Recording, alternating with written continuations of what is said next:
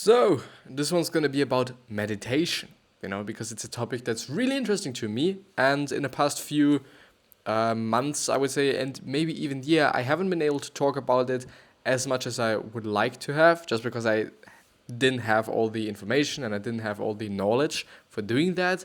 And I've been reading a little bit over the past week, so last week, and therefore we're going to talk about that.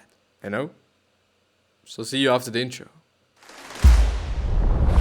And the lighting, by the way, is pretty cool, I have to say. Like, at least at my point of view, like, I don't know, I've actually closed, not the windows, but just, I don't know what it is called. So, I don't know, it's just really cool lights.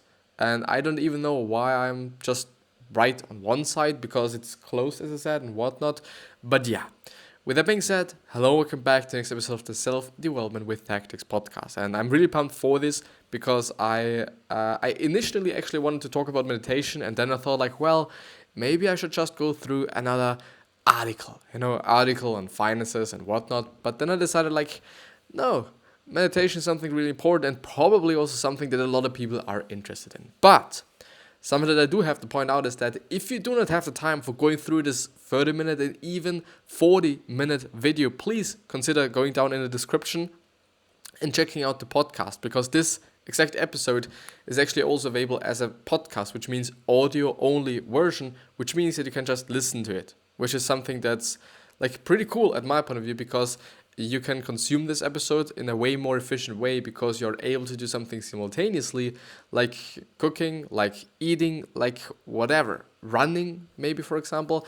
So it's pretty cool, if you're not having as much time as other people, or if you're just not having so much time left in your day, but you still want to know about meditation in depth. But yeah, I think I'll just go ahead with the article, because I found the problem with meditation, all the research and whatnot, is most often that it is just really, really, really long articles, and something that not a lot of people would actually go through unless you're actually interested in. But I'm also going to talk about these things, especially those that I've been reading about on the Wikipedia page. If you type in research meditation, then the first one's going to be, I think it's the first one, it's going to be a Wikipedia page with all the research and all the things about meditation and whatnot. It's pretty interesting. I've gone through, I think, 2/3 of it or something. So not the entire one, but I still know something. But yeah, as you can see on the left side, this is an article by the National Center for Complementary and Integrative Health, or Integrative Health. And yeah, we're going to read it. So there are some bullet points like what's the bottom line, what is meditation, and whatnot. I'm going to skip just reading them because I guess it's unnecessary. So what's the bottom line? How much do we know about meditation? Many studies have been conducted to look at how meditation may be helpful for a variety of conditions, such as high blood pressure, certain psychological disorders, and pain. A number of studies also have helped researchers learn how meditation might work and how it affects the brain. So what do we know about the effectiveness of meditation? Some research suggests that practicing meditation may reduce blood pressure, symptoms of irritable bowel syndrome, anxiety and depression, and insomnia. Evidence about its effectiveness for pain and as a smoking cessation treatment is uncertain. And what do we know about the safety of meditation? Meditation is generally considered to be safe for healthy people. However, people with physical limitations may not be able to participate in certain meditative practices involving movement. Of course not. But I guess it is actually something that I've never been thinking about. I've never been thinking about the fact if meditation is actually healthy or not healthy, and or safe, which is, I think, a more important question, safe for everybody. Because as I'm just thinking about it, I don't know, like there are forms of meditation, like there are a lot of different forms. Most often the studies are talking about or are writing about mindfulness, which somehow seems to be the most prominent one or the most popular one as well, which is definitely the case, I guess. When you're typing in meditation, the first few apps you're gonna see, some apps. They're gonna be about mindfulness and how to be mindful and whatnot. But there are also some different kinds which involve, for example, breathing techniques, and for example, the Wim Hof method, which I've been talking about like last week. It should have been aired, the episode, and or published. And it is basically involving some some breathing techniques, and those breathing techniques might not be good for everyone, just because you're in the end somehow hyperventilating, which might not be good for people that are having issues with their heart, because it's probably gonna rush your heart rate and whatnot. So I don't know, please consider this. Please consider anything that might hurt you. But yeah. So this actually, as you can see now on the site, it is actually not a really long article. Still, I'm also going to talk about those things that I've read in the other things. So yeah, if you want to check out this article on your own, so if, I don't know, for some reasons you want to just read it on your own, the link is going to be down in the description and or in the show notes if you're on the podcast. So what is meditation? Meditation is a mind and body practice that has a long history of use for increasing calmness and physical relaxation, improving psychological balance, coping with illness, and enhancing overall health and well-being.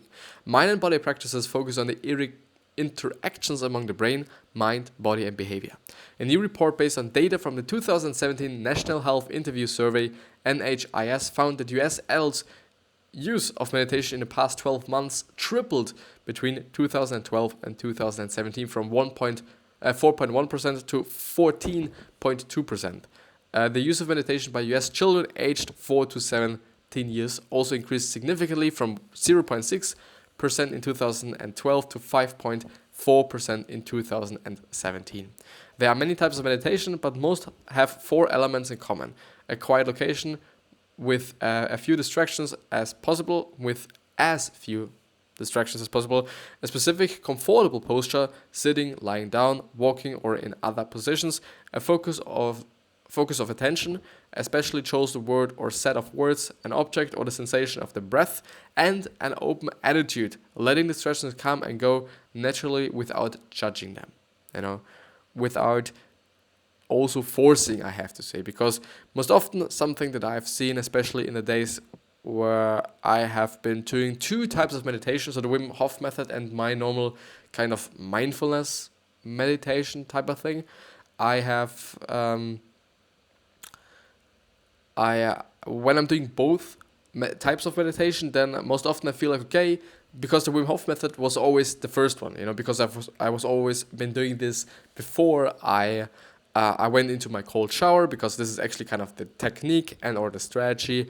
And afterwards, before I actually go to bed and or to sleep, I always meditate, which is something that I've been doing for a year or something, maybe even a little bit more. I don't actually know. And I should actually write that down. So if you're starting meditation or to meditate right now, please write down the date when you've started, because you're probably gonna forget about it. And it is something pretty cool to know, okay, I started to meditate at this point of time, and at this point of time I started working out and whatnot. So it's just something really cool for you to just track and just know and whatnot.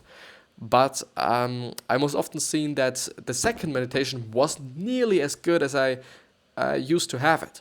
It was really like bad, to be honest. I wasn't able to get into my state, and then during the meditation I actually tried to force myself to get into this state, into this amazing state of, I always say it's like being in your brain, just being in your brain.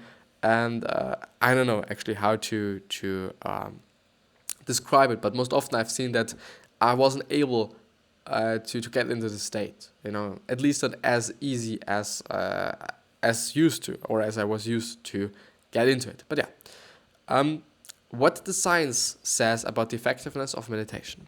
Many studies have investigated meditation for different conditions, and there's evidence that it may reduce blood pressure as well as symptoms of irritable bowel syndrome and flare-ups in people who have had ulcerative colitis, I guess. It may ease symptoms of anxiety and depression, may help people with insomnia. Read more about meditation for these conditions. So pain. Research about meditation's ability to reduce pain has produced mixed results. However, in some studies, scientists suggest that meditation activates certain areas of the brain in response to pain. It's probably doing that. A small 2016 study found in part by the National Center for Complementary and Integrative Health, so the site we are on right now, which is also the NCCIH, found that mindfulness meditation does help to control pain and doesn't use the brain's naturally occurring opiates to do so. This suggests that combining mindfulness with pain medications and other approaches that rely on the brain's opioid activity may be particularly effective for reducing pain. In another 2016 study, adults aged 20 to 70 who had chronic low back pain received either mindfulness-based stress reduction and or cognitive behavioral therapy, so MBSR or CBT, or usual care. The MBSR and CBT participants had a similar level of improvement, and it was greater than those who got usual care. The fuck? Which is amazing, which is really amazing. So if you're having some issues, with, your back or something else, please consider those alternatives. Like, I do just have to say that, those usual care and usual treatments are not always the best ones. Sometimes they are. I really do not want to kind of be like, you just really have to do this and whatnot. But they're really good. Like, meditation is pretty good. And cognitive behavioral therapy, which is something that I've been hearing about, listening to, whatnot. Also, just Seth Godin has, I think, 2 sessions and something, and he said, like, after 2 or 3 sessions, I guess it was, he was somehow healed and okay and fine again. So it's something pretty powerful. And if I remember correctly, it is about cognitive behavioral therapy. It is, well, if I'm just reading about it, or if I'm just listening, not listening, but reading this word, it is just about like how your brain works and how you talk about yourself and all those things. But it's not really. I gotta have to make an episode about that as well. The researchers found that participants in the MBSR and CBT groups had great improvement in functional limitation and back pain at 26 and 52 weeks compared with those who had usual care. And there is no significant differences in outcomes between MBSR and CBT, but yeah. So this is it with pain or for pain. The next one would be high blood pressure, then irritable bowel syndrome, which is something that I do not know, then ulcerative colitis, then anxiety, depression, and insomnia, smoking conditions, and other conditions. I don't know, blood pressure might be interesting. But so it could help with blood pressure. It's a little bit more in depth, but I do want to actually focus on something that might be more important. But yeah, you know what? I'm going to read this one. Results of a 2009, the end, NCCIH funded trial involving 298 university students suggested practicing transcendental meditation may lower the blood pressure of people at increased risk of developing high blood pressure. A good question might be what this is. So transcendental meditation. A technique for detaching oneself from anxiety and promoting harmony and self-relaxation. By meditation, repeating of a mantra and or yogic practices promulgated by an internal organization founded by the Indian guru Maharishi Mahesh Yogi. Something. So it's going to be about mantras and repeating certain things and whatnot. So this is definitely a kind of meditation, Probably, as I'm just thinking about it, besides mindfulness, which is definitely the most just popular one, also a pretty popular one. The findings also suggest that practicing meditation can help with psychological distress, anxiety, depression, and whatever. So this is actually something that is going to come next. The problem is, I don't know what irritable bowel syndrome is. Let's look it up as well. Let's see. Let's see what it is. A widespread condition involving recurrent abdominal pain and diarrhea or constipation, often associated with stress, depression, anxiety, or previous intestinal infection. Then we are having ulcerative colitis, which is something that I also do not know. Therefore, I'm also going to look it up so that we both know. ulcerative colitis is a long-term condition that results in inflammation and ulcers of the colon and rectum. The primary symptoms of active disease are abdominal pain and diarrhea mixed with blood. Okay, weight loss, fever, and anemia may also occur. But this is I've seen something really interesting there, so I'm gonna read this one. In a 2014 pilot study, 55 adults with ulcerative colitis in remission were divided into two groups. For 8 weeks, one group learned and practiced mindfulness-based stress reduction, which is MBSR, while the other group practiced a placebo procedure. 6 and 12 months later, there were no significant difference between the two groups in the course of the disease, markers of inflammation, or any psychological measure except perceived stress during flare-ups. The researchers concluded that MBSR might help people in remission from moderate to moderately severe disease and may reduce rates of flare-up from stress. Then something which is really important, which is anxiety, then smoking and other conditions. I'm gonna talk about anxiety because this is something that I know it is helping. Therefore, I'm also gonna read it. A 2014 literature review of 47 trials in 3,515 participants suggests that mindfulness meditation programs show moderate evidence of improving anxiety and depression, but the researchers found no evidence that meditation changed health-related behaviors affected by stress, such as substance abuse and sleep.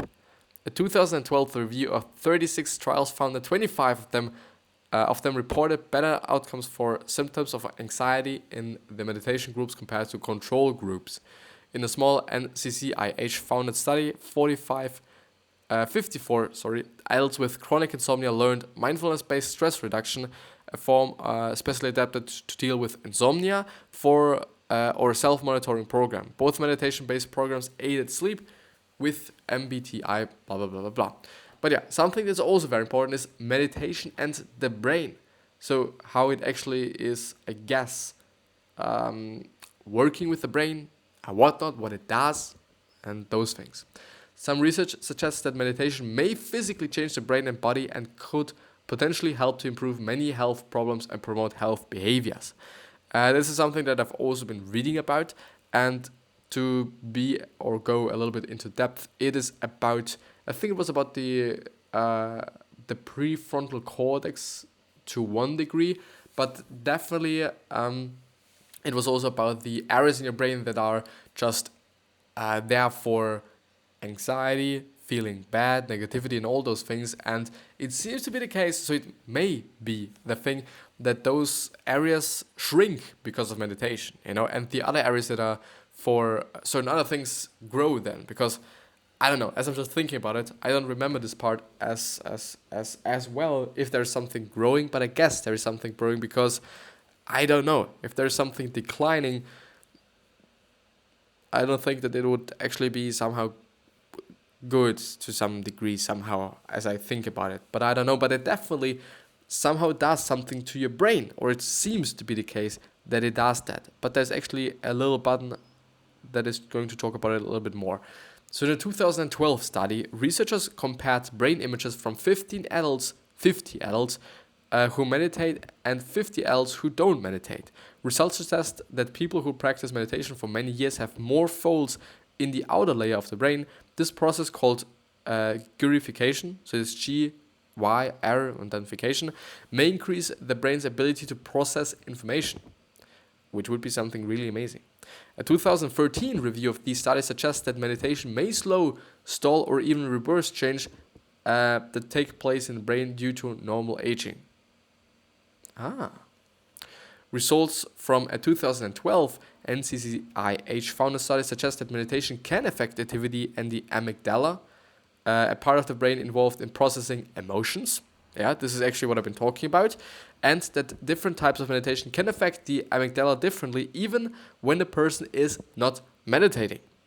Researchers about meditation's ability to reduce pain has produced mixed results. However, in some studies, scientists suggest that meditation activates certain areas of the brain in response to pain. It would at least make sense, if you're able to somehow change the structure of your brain through meditation, it also makes sense that you're able to reduce basically these receptors or these areas that are responsible for pain. At least, as we're just thinking about it, it would make sense, or it would just be cool, I guess, as well. So what the science says about safety and side effects of meditation. Meditation is generally considered to be safe for healthy people. People with physical limitations may not be able to participate in certain meditative practices involving movement. People with physical health conditions should speak with their healthcare providers before starting a meditative practice and make their meditation instructor aware of their condition. There have been rare reports that meditation could cause or worsen symptoms in people with certain psychiatric problems like anxiety and depression. People with existing mental health conditions should speak with their healthcare providers before blah, blah, blah, blah, blah. Yeah, I gotta have to say that you probably should talk to somebody, even though it's gonna be something that's not gonna be really easy to a lot of people, because meditation is still something like a lot of people do not really believe in it. A lot of people think, even nowadays, but it really got better. It really, really got better because a lot of more people are meditating up to this point, and it's gone a really trendy thing, to be honest, as well. Especially mindfulness. It's really gone something trendy, which is nothing bad, to be honest. Often it is nothing. Well, yeah, there are certain trends that are definitely bad and they should definitely end and whatnot. But in terms of meditation, I think it is actually something pretty nice, pretty amazing for especially those people that are having problems with anxiety and depression and all those things. I really guess that this could help. Am I seeing some things, some upsides? I actually don't know. I couldn't tell. The thing is, I have been meditating for quite some time, so that I can't even tell if it is doing something, because this is now my normal state.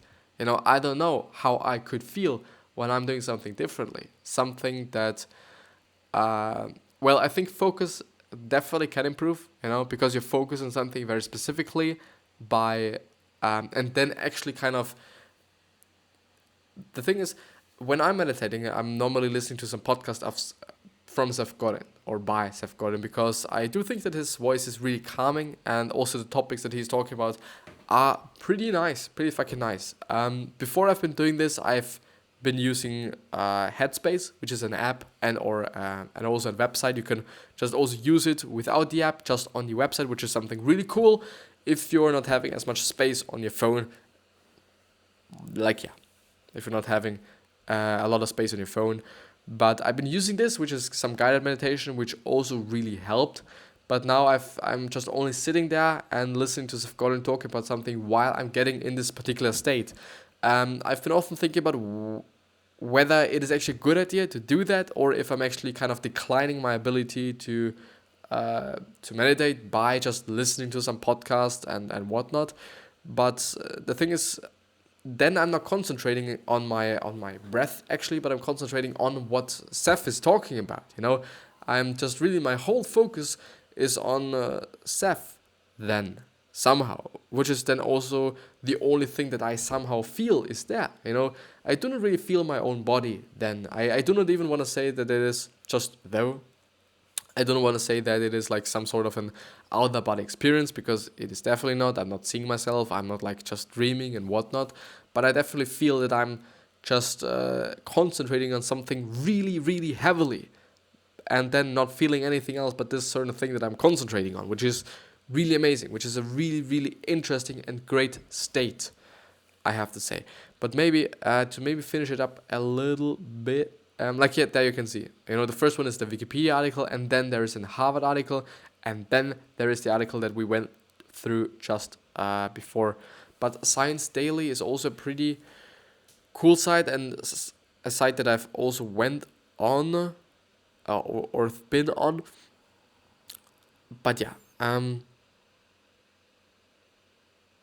as I'm just seeing there, they also say so if you're new to this practice or need some extra motivation to continue, MindWorks app is one of the best meditation resources out there.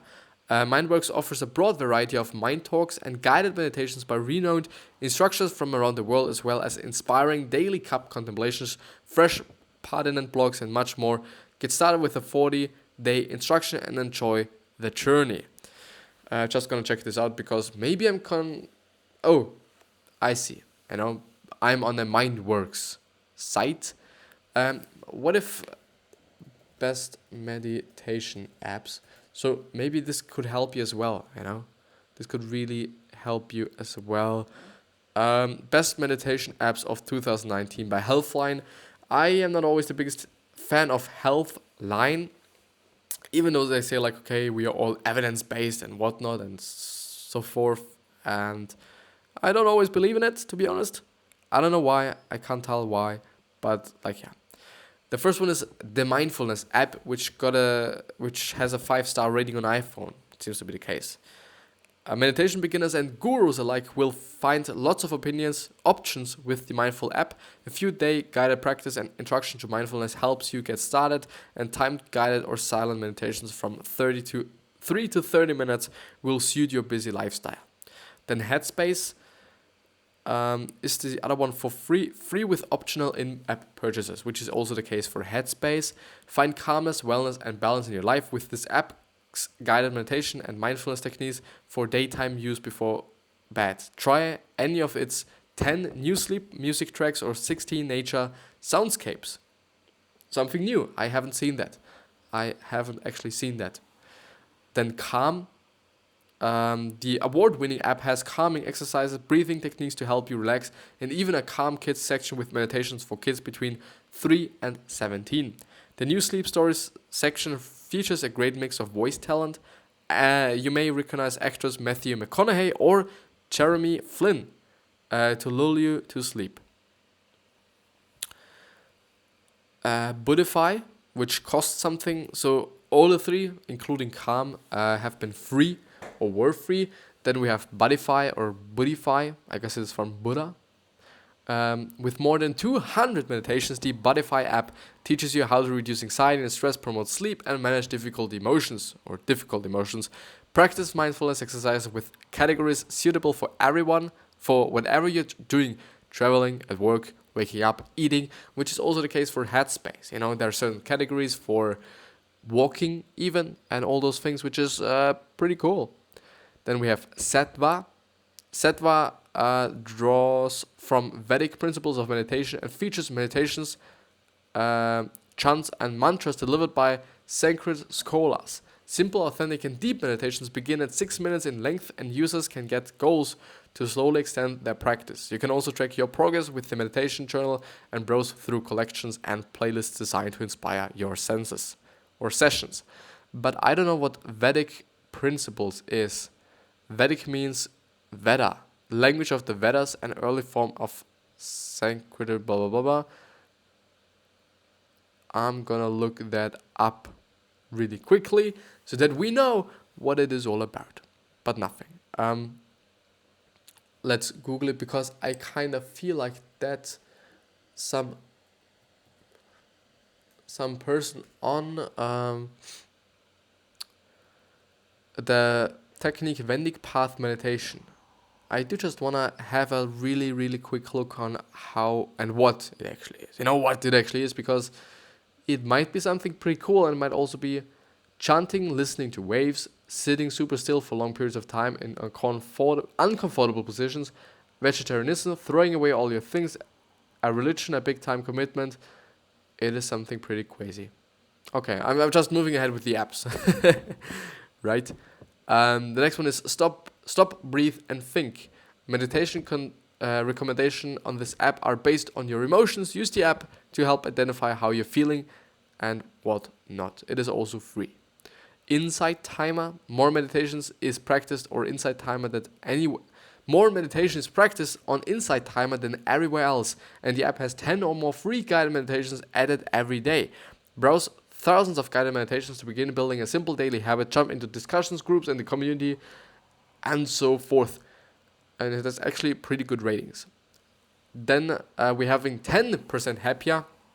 This app was designed for skeptics to help you keep going, so new content added weekly keeps meditating from becoming a core or chore. Breathe. Learn how to de-stress and sleep better is also free. Then Vena.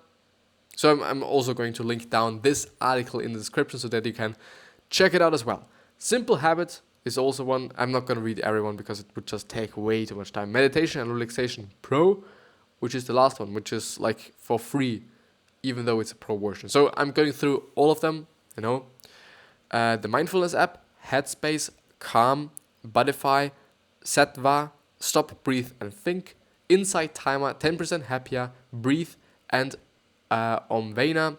And the last one is, no, it's not the last one, but Simple Habit, Meditation and Relaxation Pro, which was the last one. And with that being said, it's also going to be the end of the episode. I guess I really do hope that I was able to provide you some information, some things that you have been interested in, something that really helped you as well, because I'm trying to help. This is what I'm doing. I'm trying to have fun while I'm doing what I'm doing here, because it is fun, because it is amazing what I'm able to do here. But yeah, I wish you the best health, happiness, and also success. And I also hope that you're going to remind yourself on how you're going to be remembered, which basically means your legacy. Because just like being nice and then being remembered as a nice person is a really cool thing. It really is cool. The problem there is that there are 7.7 fucking billion people on this fucking planet, which means that the chances of you being disliked and or being hated are really high. In theory, at least. At least there might be one person that just does not like you. But yeah. 3 other questions that I hope you're going to ask yourself are: why are you here? What are you trying to change? And what is bothering you the most? These 3 questions are hopefully going to show you your purpose and maybe even some business ideas, because who knows.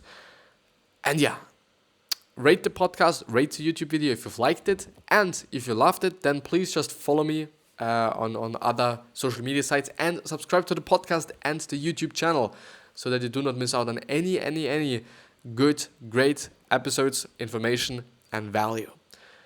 I'm hopefully going to see you the next time. I'm here. I'll see you.